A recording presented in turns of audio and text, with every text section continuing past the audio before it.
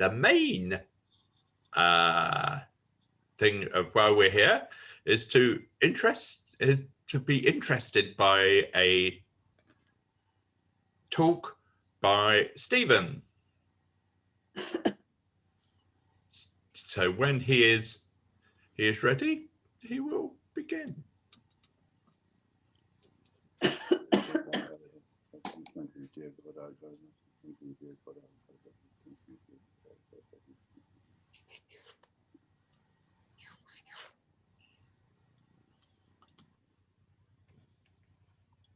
Well, in this talk, I'm going to tell you about some of my limited knowledge of meditation techniques. I'm no academic, I'm no expert, but I have taken an interest in meditation and contemplation and prayer and ritual to a lesser extent for a good many years. I'm just going to start by mentioning the difference between meditation and contemplation. And again, this is just my opinion, just my feeling. It's not as true as Wikipedia. Contemplation, under my understanding, is something that's been practiced by Christians a lot, and it basically consists of finding a text of from some wise thing, usually the Bible, and thinking about it, repeating it, contemplating it deeply, and perhaps discussing it, but spending a long time thinking about this phrase and what it means to you and what it meant when originally, and so on. Meditation's historically less frequent in the Christian world, and most of the meditation techniques that we sorry, I'm just being disturbed by something. Just going to change my screen. Most of the techniques that we've come across in Britain have been imported from the West, from the East, mainly from India, but also to some extent from Japan. I'm finding the picture a bit difficult to cope with. Most meditation techniques we've come across in Britain nowadays are either based on Hindu practices or Buddhist practices. And they usually tell you when you start a course of meditation what to expect, and it's usually lots of grand ideas that will come out of it, and what you're expected to do.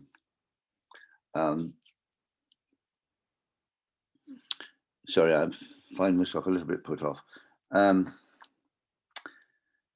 the East, the meditation, I would say there are two objectives. One is to clear the mind completely, and so get close to God or the ultimate reality, the basis, the Brahman, or so on. The ultimate reality, the ground of our being. The other objective that many people have is simply to clear the mind, to refresh one, to make one more energetic, more inspired.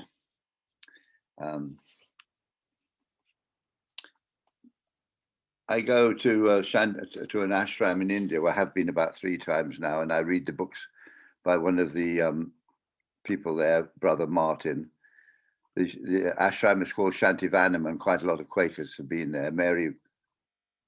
Marion Wells Bruges and her husband have been there often, had been there often. Brother Martin gives talks every afternoon at 4 o'clock. They're called the 4 o'clock talks, and he tries to show how the fundamentals of Hindu beliefs tie in closely with the fundamentals of Christian beliefs. He talks of people having 4 levels of consciousness. There's the base level of consciousness, which a baby acquires and a child acquires. There's a corporate level of consciousness where we realize that we're one of a group, a family, a clan, a group of people, and we identify ourselves with those, with that group. Group consciousness or corporate consciousness. And there's universal consciousness, where we identify ourselves with the world at large. We see ourselves as a human being or part of creation, and that becomes our basis of our thinking and our consideration. And finally, the highest level is God consciousness, where one feels at one in total unity with God and all creation. And Brother Martin draws attention to various stages in Jesus's teaching. At one stage, I am in the I'm when he was baptized, he says, I'm the Son of the Father. In other words, he's recognizing there are two entities, us and God. But later on, Jesus says, I and the Father are one. In other words, he's achieved, in Brother Martin's statement, God consciousness. He appreciates that he is, and we are all one huge unity. The Hindu term is Advyata, means, I've just noticed we haven't got David with us. I was expecting him to be my chief critic, actually. Surprised he's not here. Anyway, Advyata, which is the Hindu term for this sense of non-duality, of being one with God. I'm tempted to compare it with Quakerism, but I might come to that later.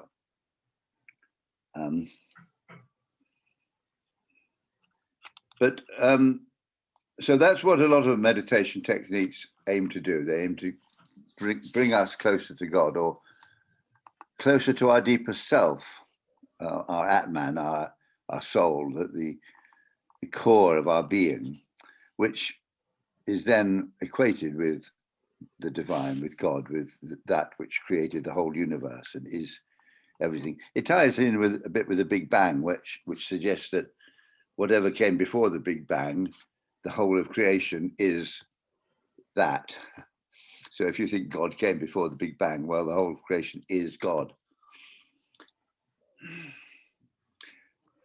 My first meditation technique I acquired in, I think it was 1972 or 71. It was Transcendental Meditation. We'd all heard of it because the Beatles had indulged in it and talked about it a lot, and their guru, who was Maharishi Mahesh Yogi. And the TM movement set up a huge international organization headed by what they call the Maharishi International University. And I read about an introductory talk in the library in Coventry, where I lived at the time. And I went along out of curiosity, and they made extraordinary claims about the power and effectiveness of Transcendental Meditation. I, as usual, was very doubtful, and I, as usual, was the one in the audience who got up and asked them hard and critical questions. But I accepted their challenge to come along to a second. They called that introductory talk the first lesson. There were 5 lessons altogether.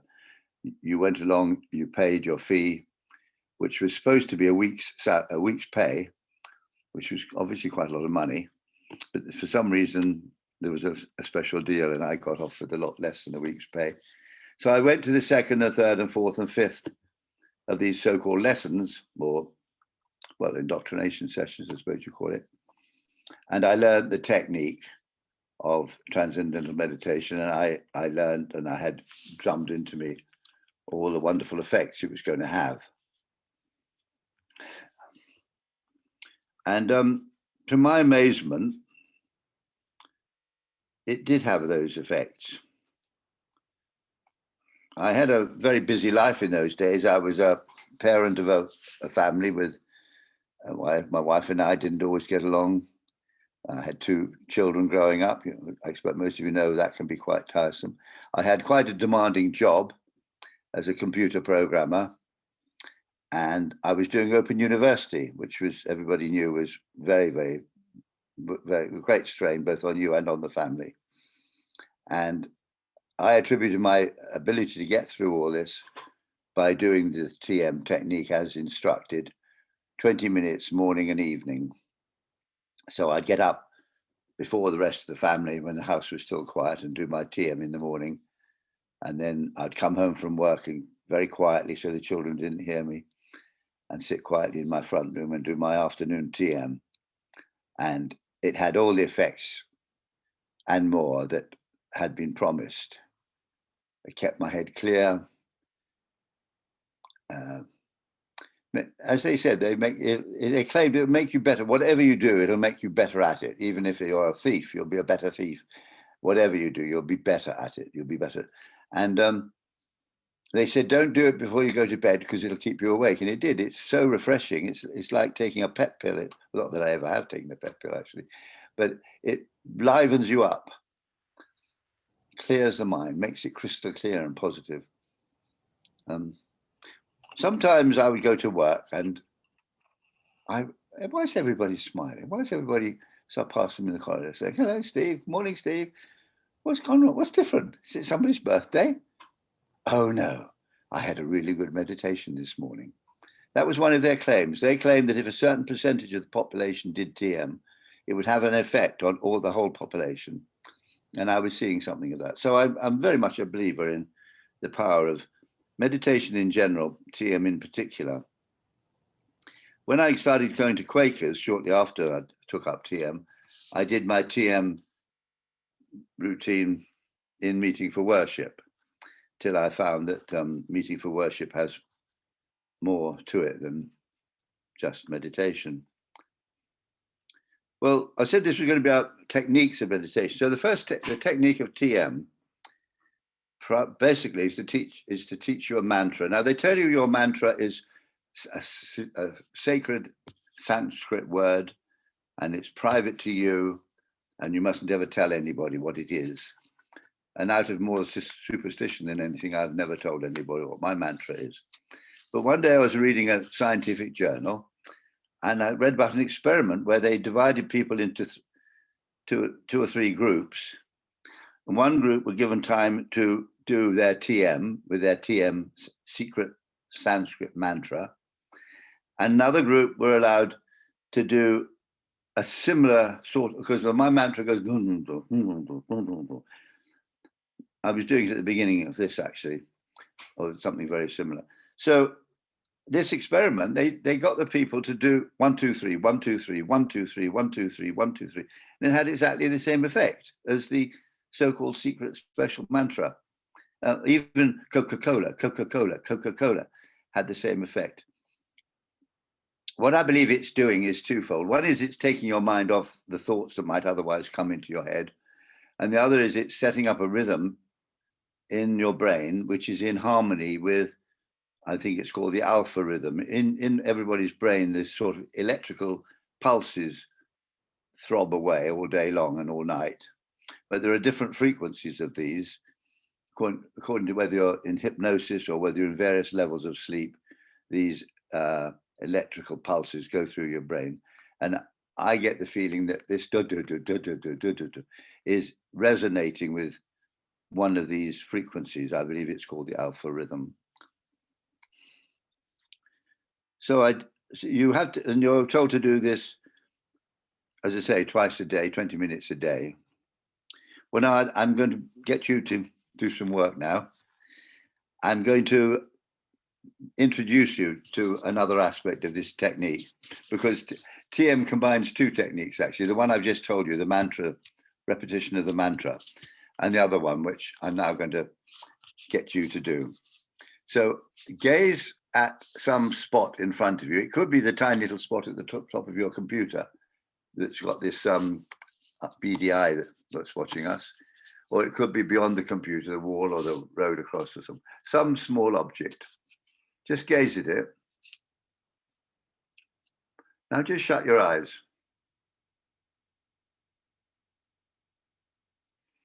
Okay, open them. Now, did you notice that after you shut your eyes, your mind was completely clear? You weren't thinking. You weren't even thinking, what the heck's all this? What's he going on about? Am I letting myself in for mumbo jumbo? I think you'll find that for about half a second or 1 second after you close your eyes, your mind was completely clear. Let's do it again and see if it happens a second time. Gaze at some object. Shut your eyes.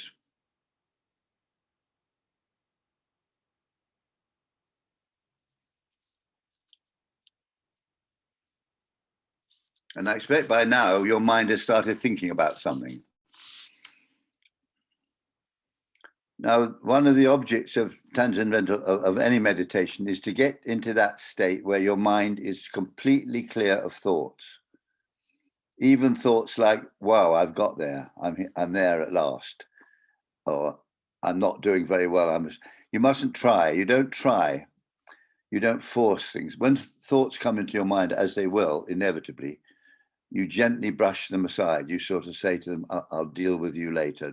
Just, I don't want to think of that right now. And you let your mind go back to this blissful, non-thinking state. And that's pretty well all there is to it. It's extraordinary. You could call that a vocal technique, although you don't say 1, 2, 3, 1, 2, 3, or mantra, mantra, mantra aloud. You think it, and you, even if your tongue and your throat starts sort of moving, you don't move. You just purely think it. But nevertheless, it's kind of vocal because it's a word or a phrase. I went to an international Quaker conference, and we had an evangelical friend in Honduras, and it was their turn to do the worship period. And he stood in front of this big audience of us, and he shouted and he bawled and he waved his arms around in Spanish. So I couldn't understand what he was saying. He worked himself up into a real sweat. I mean, you could see the sweat spreading around his shirt. And so I put the headphones on to see what he was saying and get the simultaneous translation. I couldn't work out what he was saying. It was all a string of words. Holy Mary, Jesus, Jesus, Holy Savior, salvation, sins, blah, blah, blah. Just a string of evangelical Christian terminology making no sense. I mean, at least in a sermon in the Church of England, you can make some sort of sense, even if you think what he's saying is pretty potty. So I mentioned to John Puncheon, who was there, I said, what is he doing? What is going on? He said, well, Stephen, you've told me about you and your mantra. Why didn't you regard that as much the same? Sort of joint mantra. And that makes me think of other things in the Christian religion, like the singing of the Psalms, you know, very simple tune, Gregorian, I think it is.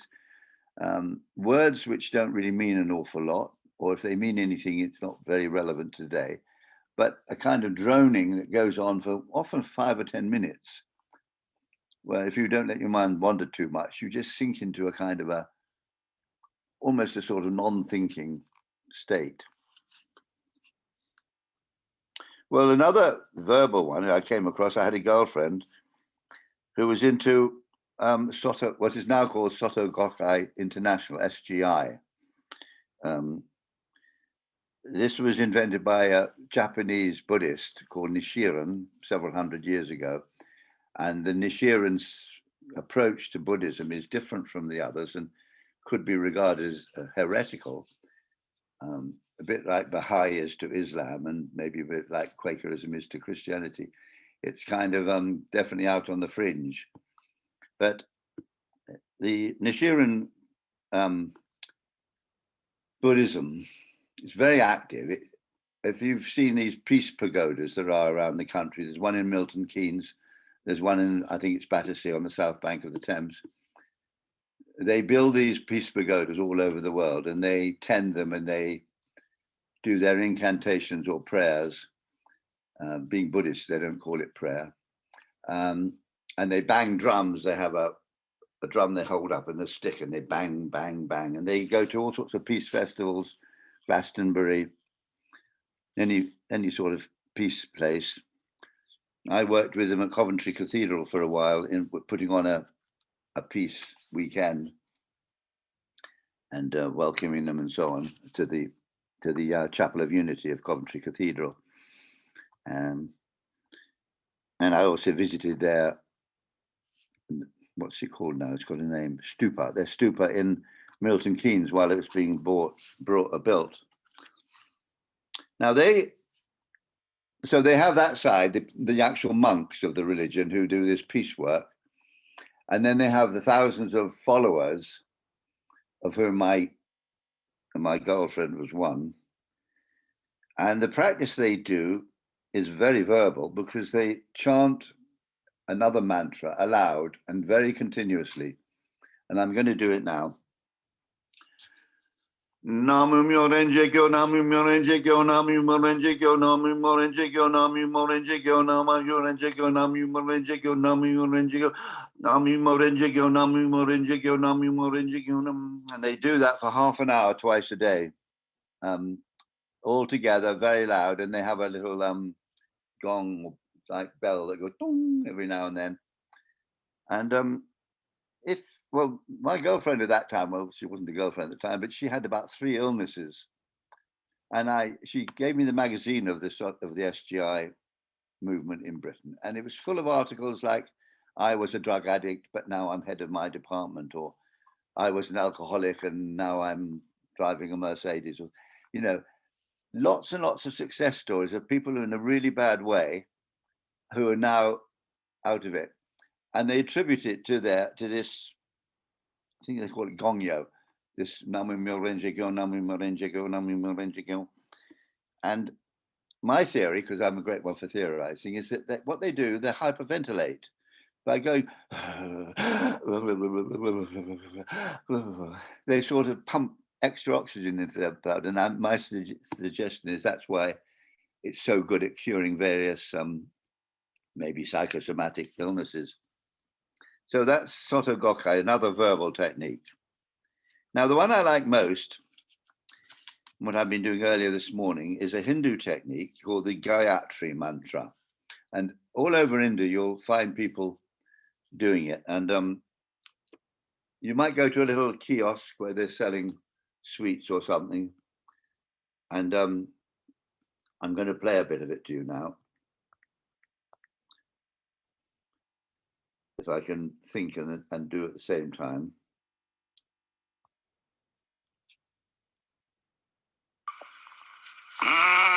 No, that's just me.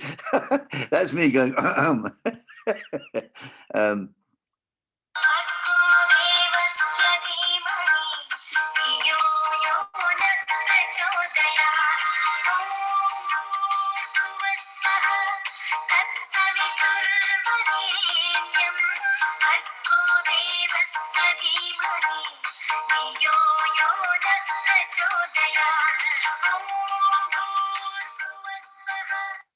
So people will repeat that for hours on end, and you'll hear it being played from some sort of, recording device non-stop.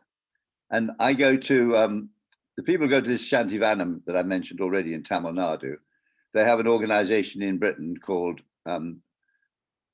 Bede Griffiths Sangha, and they hold retreats twice a year, and I usually go to one of them. And 3 times a day, we have a period of meditation and then contemplation. And we always start with that. We start by saying, Om,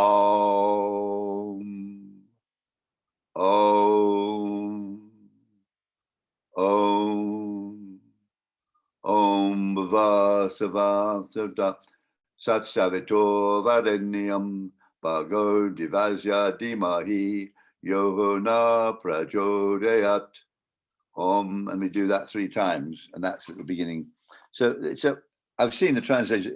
It's sort of nonsense words because it's all just, oh, glorious nature, how wonderful is one's life, and that's it. It's just I thought you might ask me for a translation. I haven't got one, but because I've read 2 or 3 translations, they're not all the same. They're just words of appreciation of the marvels of nature and of the world and so on. And by the way, you notice me going Om just now. That's a word that's widely used, particularly in the Buddhist world, although the one I've just been talking about is the Hindu world. Om is a sound that those religions regard as encompassing everything, covering everything. It's a sort of prayer that says everything you can possibly say. Again, I had my theory about that. If you do Om, if you go up a bit, Om, you can find a pitch that suddenly resonates. And I suspect it's resonating with the cavity of the brain. And that's why it's having a lot of effect, because it's sort of, I'm sort of stroking the brain. But that's just my theory. But Om is very, so those are kind of verbal techniques. The technique most people have heard of is, which is encouraged mostly by Buddhism, is simply breathing. So you have all sorts of different ideas that people have. One is that you hold one side of your nostril and you very slowly breathe in, hold it, and then very slowly breathe out, and then move to the other nostril. And you do that a lot of times.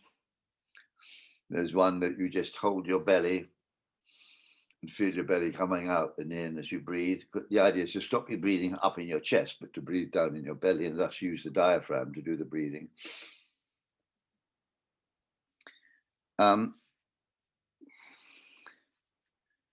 Another one I've been doing more recently, just count to 4 in and hold and count to 4 out. So it's in, 2, 3, 4, hold, 2, 3, 4, out, 2, 3, 4. Try and get all the air out of your body. 2, 3, 4.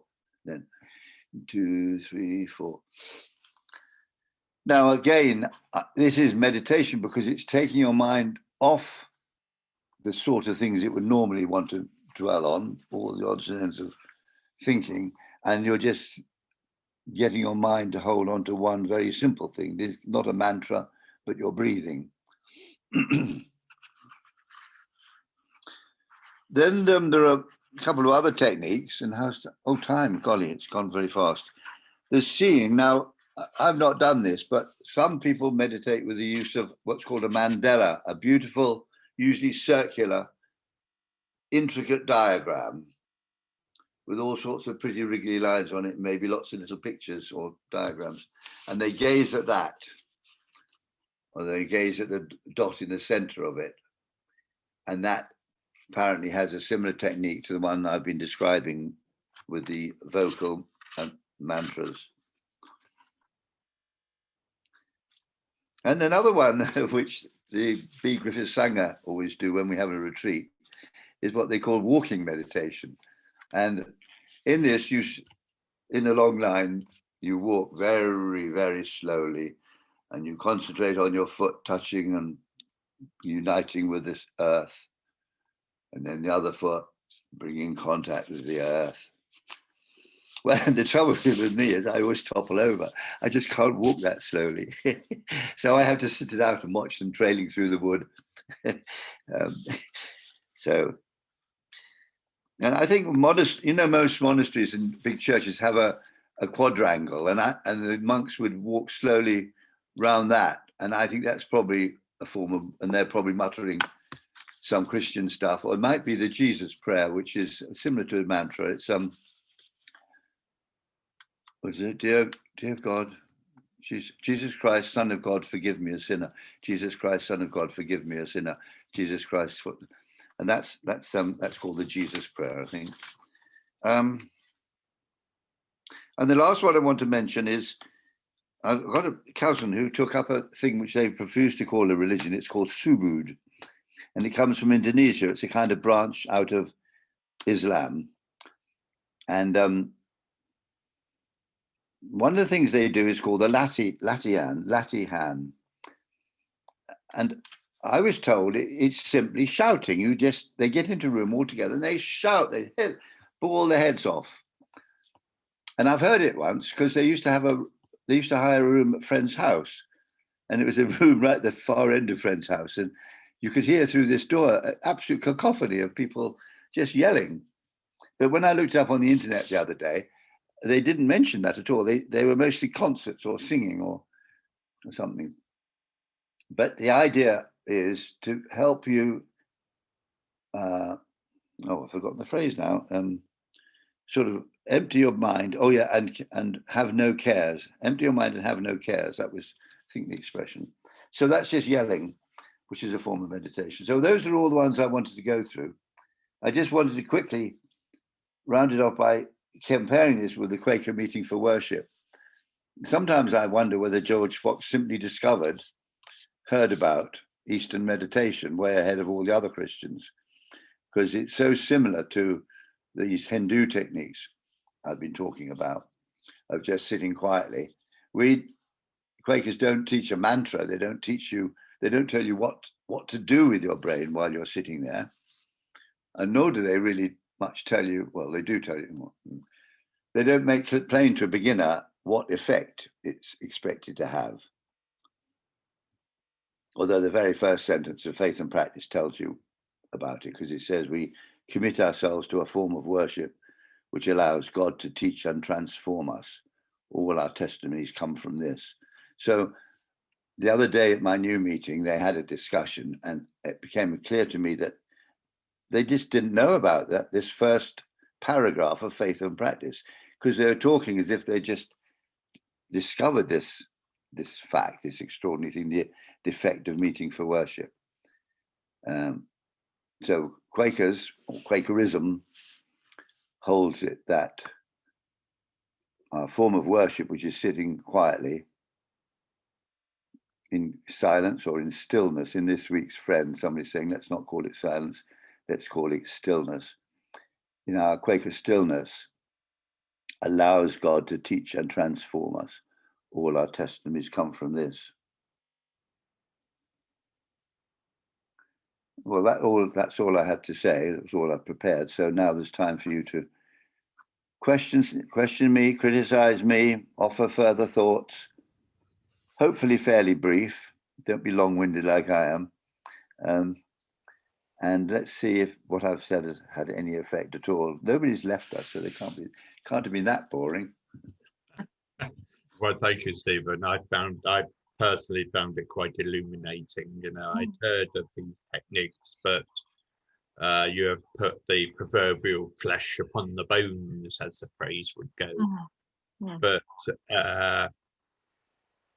I've always been interested in sounds within which produce the elevated state.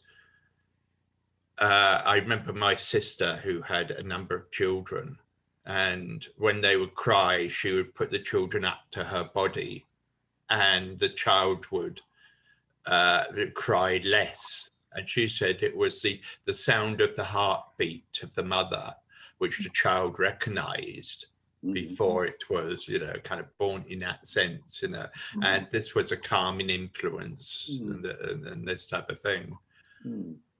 I have done basic meditation myself, but not into the sense that you have, and found it rewarding.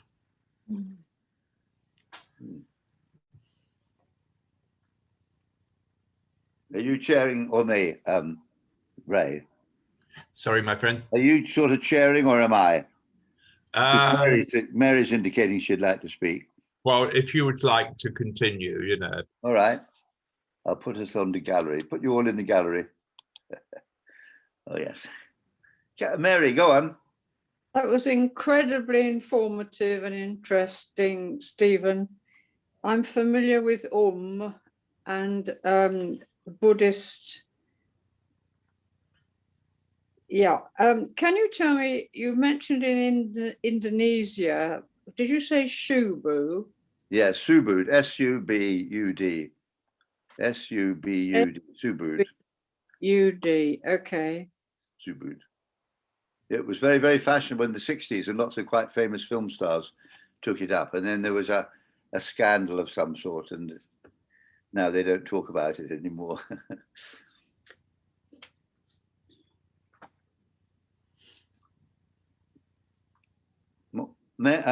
Jenny?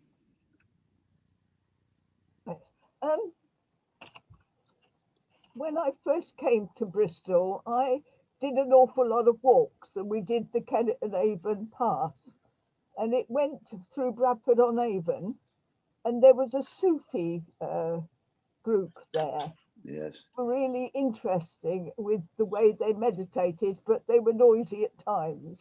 Yes. Mm. Did Yes. you come across Sufis? Oh yes, and you make. I mean, I realised I left that out, didn't I? I should surely have mentioned Sufis, and their singing and their whirling dancing. Yes, I've come across them, and I went to the B. Griffith Sangha one Easter. We had a Sufi chap as our sort of guest speaker. He told us quite a lot about it. Made me think very highly of them. When I was in Turkey, I could have gone for £25 to a demonstration, but I was too tight-fisted, I regret to say. My trouble is that I can switch off, and I sit on buses and suddenly find I'm at the other end if I'm not careful. Yes. So I have to come back to the world again and go back on the last bit of the journey to get where I'm supposed to go. Yeah. Hattie? Unmute yourself, you're muted. Okay, there we go. Yeah, a couple of things I want to mention. Your theory about the increase in oxygen in the blood. Yes. No. It's the other way around. It's the decrease in the carbon dioxide. So you breathe off the carbon dioxide, and that's the effect that makes you a bit spaced out. So quite interesting, isn't it? Yeah. That's more the control of your breathing. Doesn't a little bit of carbon dioxide excite one? No, all right. About laughing gas. No. No. All right. That's interesting. Yeah. So anyhow, Gregorian chant. Yeah, I learned Transcendental Meditation in university. And yeah, they said it was a good deal, and you only had to pay once to learn it, and you'd have it for the rest of your life, which I thought was fine. And they gave me a questionnaire at the beginning, and then 6 weeks later, when we'd done our training, and asked us the same questions about, how was our physical health, what was bothering us, blah blah. And 6 weeks later, same questions, and then they let us have a look at the answers we'd given at the beginning. And I had totally forgotten how much pain I was in at the beginning. And pain went within days. I mean, 2-3 days maybe, or even less. And it was pain very, very soon after I woke up. Severe gut cramps. And they just stopped. And I was totally impressed. And I've been... every now and again, I go back for more teaching. Oh dear. I must do that. I'd like to do that. Yes. Anyhow, so a couple of years ago, I asked my teacher about using a visual mantra because I had found that I was quite attracted to using a visual mantra. And she said, no, got to be auditory. And because your sense of hearing is the last sense to go when you die. And so it's very profound. It's deep inside ourselves and pervasive. So that was quite interesting. She was very clear. No, don't use a visual. And the other thing is this skill that it's given me. Well, also I learned self-hypnosis, but it's given me a skill of virtually instant relaxation. And as Jenny, my trick for coping, Jenny, is to put a timer on. otherwise I just go for it. So I have a 2-minute rest, which I got from Buddhists who, running a cafe at one of these festivals, did a 2-minute break every hour. A 12-minute, which I got from my brother because he says REM sleep kicks in then. So don't go to sleep. As long as you wake up about 12 minutes, you won't go to sleep. And 20 minutes meditation. So I just choose what I'm going to do. Good. Yeah. Patsy, were you trying to say something? You're muted. No, I wasn't, but I have been listening very intently because I'm very interested in learning how to do, how to do this, how to achieve a greater degree of, well, it's not exactly relaxation, is it? It's sort of a turning away from what's troubling me at present. And I really need to do that at the moment. So I'm listening in very carefully. It's my intent expression, that's all. Okay. Susan had her hand up. Well, hello, Susan. You're muted. Yes. Yeah, I've turned off. Two things really. One was back in the 70s, I was a devotee of a guru, Maharaji, and one of the techniques that we learned was one called the light. When you actually were in touch with the light, and if you were doing it well, you would be enveloped by the light. Which was interesting for me as a Quaker. We used to meditate for at least an hour in the morning and an hour in the evening, and more if we could. It took up an awful lot of our time. We used to go to sessions. But the other thing that I wanted to say was when I first came, well, people used to say meditation and Quaker meeting are not the same thing, and I've never been too sure what that meant, because sometimes I find if I'm sort of do breathing meditation in the meeting, it helps me be part of the meeting. But I suppose what it actually meant for me was in Quaker meeting, if you are, although you're sort of open to the spirit and open to the light or open to God or whatever you call it, you're also aware of the other people and of being part of a group. Yeah. Whereas with meditation, you are if you're really, by the time you've been doing an hour of it, you're completely in there. Yes. Or in whatever it is, and you aren't part of your environment at all. So absolutely. Yeah. I've actually covered that point, but I didn't, and thanks for making it. Even if you meditate with a group of people in a group, you're not doing it as a group. You're sort of helping each other in the discipline of settling down, but you're not trying to unite yourself with the group. Whereas in the Quaker meeting for worship, we're supposed at least to see it as a thing where we're all together being gathered as one. Okay, Mary.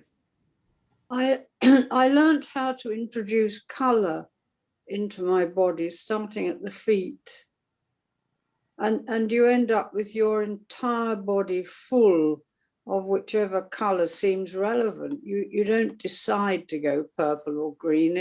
It happens and it changes according to your state. And I'm also reminded in the Bahamas, I joined in with an evangelical church service, which was unbelievably whipped up and loud. And I'm wondering if by their cacophony, they were achieving what you've been describing.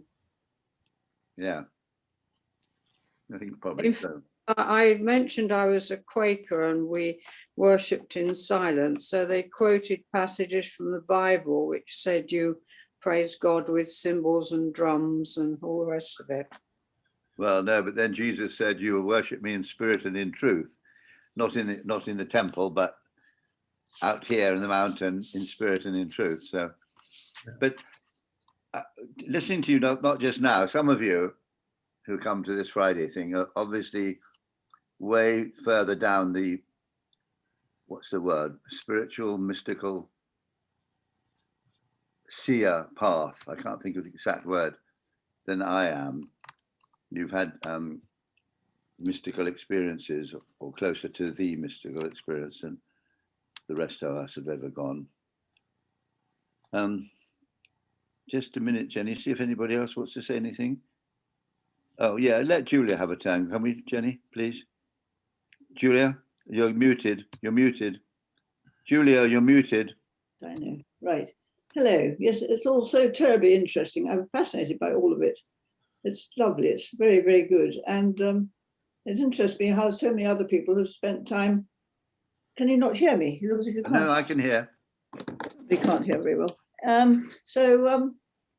What was I trying to say? That I've been busy all my life going all over the world, but not to go to Buddhists or any other kind of sessions. I've been going out into the wilds and just living with nature. And that's a completely different way to what so many other people have been doing, which is rather interesting.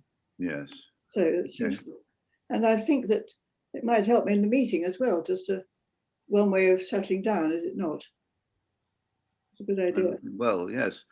I just now mentioned in passing the mystical experience, which perhaps we could have a talk on that one day.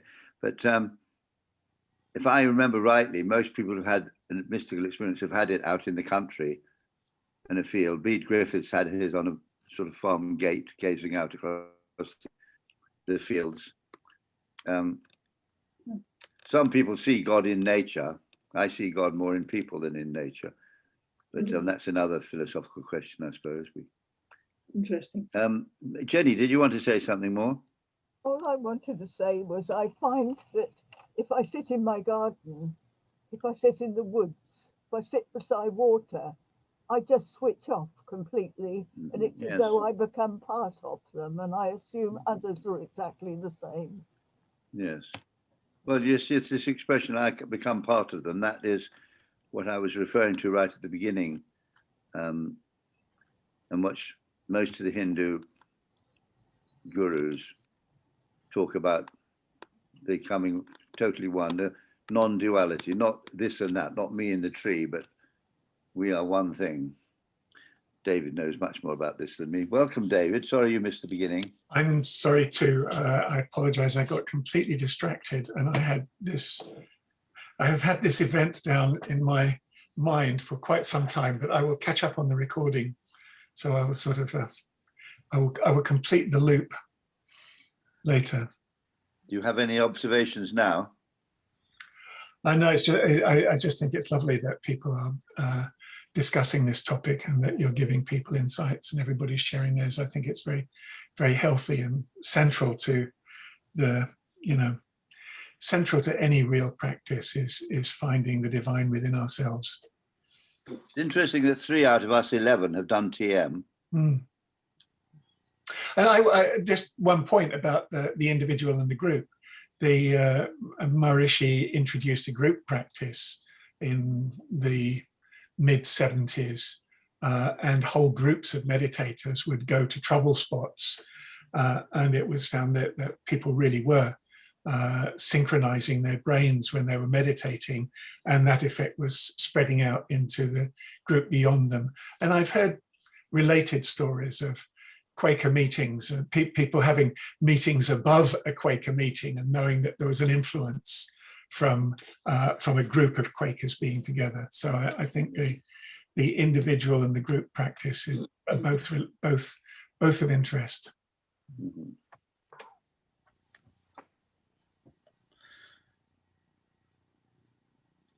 Mary. Mary again, yes. I remember in a previous meeting, we paid attention and discussion as to how we're sitting in meeting. The thought is that people who sit with crossed legs and crossed arms and clenched fists are impeding the sort of flow of spirituality one to another, which goes towards gathered meetings. Yes. Well, I've always been a bit suspicious of those theories.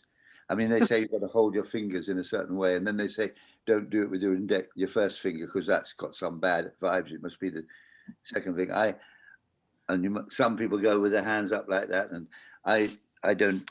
That's never convinced me, I'm afraid, and I can't possibly sit cross-legged. No, what I mean is that some people sit defensively. Yes. Hattie? You're muted again, Hat. it helps when my phone goes off. I read, possibly in the British Medical Journal, about the power of prayer in healing. And they had done a blind study, and it was retrospective healing from contemporary prayer. It was a difficult concept, but in other words, if you pray for Fred Bloggs, who died 3 years ago, you were told a bit about his story and what had happened, and compared the outcome with Joe something or other, who had the same ailment at the same age and the same gender, blah blah, and they had not been prayed for. They compared the outcomes, and the outcomes of those that were being prayed for now but had already succumbed to their illness was better than those who hadn't been prayed for. I mean this, and I just sort of dismissed it. I thought, this is crap. How can praying for somebody now who's already passed on have had an influence then? Well, that touches on this concept of timelessness, doesn't it? All things are happening at one time. It's only us who have a sense of a straight line time. One thing I wanted to say before we stop is that what you come across is people who've come across a particular technique or other, or a particular belief or other, who hold to it very, very firmly. Oh, this is the right thing.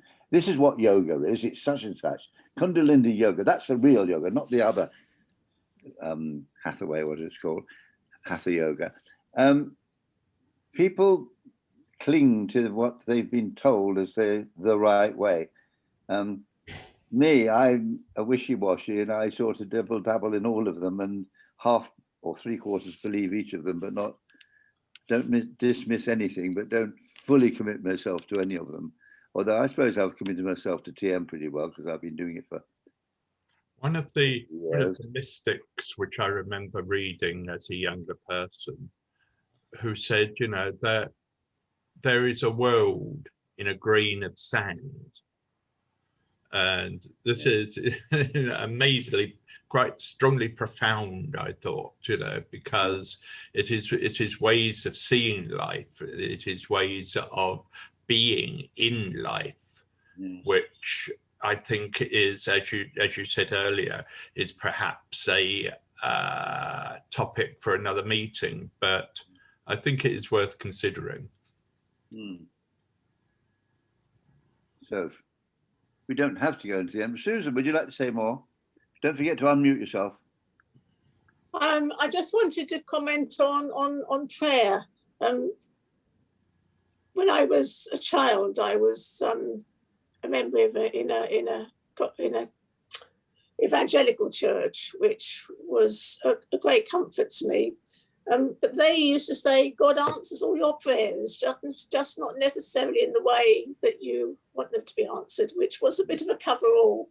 But yes, not long ago, there was some research done, and I don't know how, I don't know if it was peer-studied or what, but I just remember reading about it, that they actually did some real-time prayer, and they thought that it worked, that people who were prayed for really did benefit, but I suppose it's what we do when we're holding somebody in the light. Yeah. If we know somebody's ill or in pain or going through a difficult patch, we try and hold them in the light, which really is prayer. And on some level, I think it works, even if what you're getting is the knowledge that somebody is upholding you, which is, I think, the important thing. One of my OU courses was on psychology, and it was mostly about experimental techniques and how, blinds and double blinds and all that sort of thing, hidden biases.